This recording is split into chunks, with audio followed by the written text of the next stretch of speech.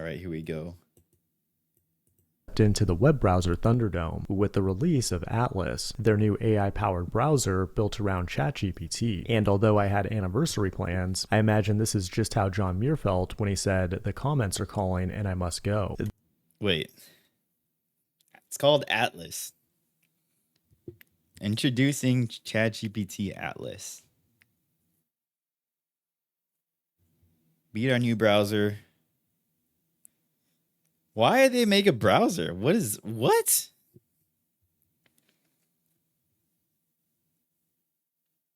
Waiting for the fire ship video. Wait, why? But no, seriously though, like what is why did they make a browser? Why is OpenAI making a browser? The idea for Atlas is pretty simple. Fork Chromium and Vibe add ChatGPT into it as an assistant that can see, remember, and help with anything you need. Like imagine you wanted to eat food. To do that, you'd usually have to go to the DoorDash app and go through the work of ordering it yourself like a prehistoric hunter-gatherer. True. What am I doing? I'm ordering. I even use DoorDash sometimes, man. What am I doing? But Those are the now with old Atlas, days. you can just tell it exactly what you want to eat, and Those days are over. Now I can get my beefy 5-layer burrito from OpenAI. Apparently, it'll do the work for you. Augustus Gloop himself couldn't have designed a better experience. Of course, Atlas is only available on Mac, but thankfully, my neighbor is an unemployed JavaScript developer, so I was able to borrow his to check it out. It is October 22nd, 2025, and you're watching the Code Report. As a believer of the free and open web, there's nothing I'd enjoy more than to hear that OpenAI pushed Codex to its limits and built a new engine and browser from scratch. But like almost... That's kind of epic, though. Building a browser from scratch is hard. It's as hard as super hard. all new browsers lately, Atlas is just a fork of Chromium. Oh, never mind. It's the fork Chromium. What? All right, never mind. That is not epic at all. If it's just forking Chromium, dude, I got freaking scammed. Google's free and open source web browser. According to the keynote, OpenAI didn't want it to just feel like Chrome with ChatGPT bolted on. And after playing with it for a little bit, I can confidently say that's exactly how it feels. Well, because it's Chromium. What did you expect? I don't even know, bro.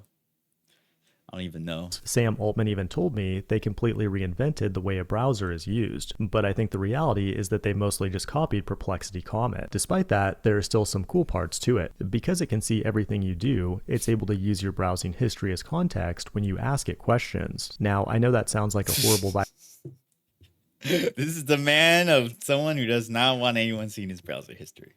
Violation of your privacy, but you are able to control what it remembers and delete certain memories if you need to. And as you saw earlier with the DoorDash order, agent mode lets ChatGPT take actions on your behalf. Wait, hold up. $18, dude? For Taco Bell? And they're tipping? Bro. Dude, tipping is the stupidest thing that we do in America. Not gonna lie. Tipping it has to be one of the stupidest things ever. Only in America. Lets ChatGPT take actions on your behalf. It does feel a bit like watching a disabled pirate try to use a mouse for the first time, but as I told my wife on our honeymoon, the experience improves with practice. But of course, agentic-powered browsers don't have the best track record when it comes to privacy or security. Earlier this year, a team at Brave was able to successfully orchestrate a prompt injection in Perplexity's Comet AI browser by embedding malicious instructions inside of an image that would get triggered when a screenshot was taken of it and analyzed by the model. And that same team discovered that Fellow, which coins itself as the world's first agentic browser, was also vulnerable to a prompt injection simply by instructing the model to visit a website with the malicious instructions. Because your browser usually contains highly sensitive cookies and data, the team at Brave's ultimate takeaway was that indirect prompt injection is not an isolated issue, but a systemic challenge facing the entire category of AI-powered browsers.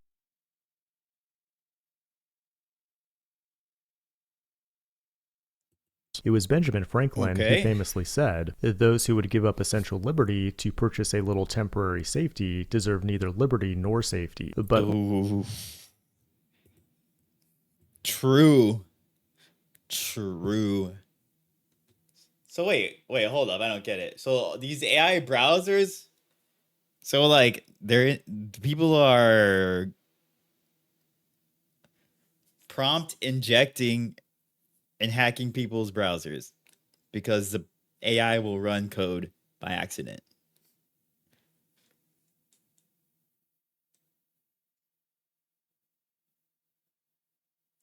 Isn't that what you want to isn't that what you would be most concerned about security wise?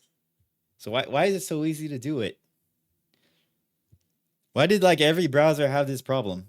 Or every AI browser? But old Benjamin Unbuttoned was always down for a good time, and I'm pretty sure even he'd be tempted to trade in his entire digital privacy and security for an easier way to order Taco Bell, like the new Flamin' Hot Colon Prolapser grilled cheese burrito, available for a limited time at participating US Taco Bell locations. But if you want to avoid this temptation altogether, another browser that's being worked on is Ladybird. Unlike the others, it's fully independent and recreating both the engine and browser from scratch without using code from any other existing browser. It's an incredibly ambitious project, but they just recently passed the 90% threshold on web platform tests, which makes them eligible to be an alternative browser engine on iOS. But though Ladybird doesn't have any AI aspirations, every developer and company out there is trying to build the next big AI product. But the hard truth is that your LLM is basically worthless without a good search engine, which is why you need to check out Melee Search, the sponsor of today's video. It's a RESTful search API that understands user intent and returns relevant results in milliseconds. That means your app's AI features actually feel intelligent instead of the typical vague AI slop. The search is hybrid, semantic, and multimodal, which allows it to pull rich context from any data type. And it has over 53,000 GitHub stars, with developers appreciating how you can drop it into any tech stack, and then instantly scale up to millions of searches. Try out Melee Search Cloud for free for 2 months using the code FIRESHIP at the link below. This has been the Code Report. Thanks for watching, and I will see you in the next one.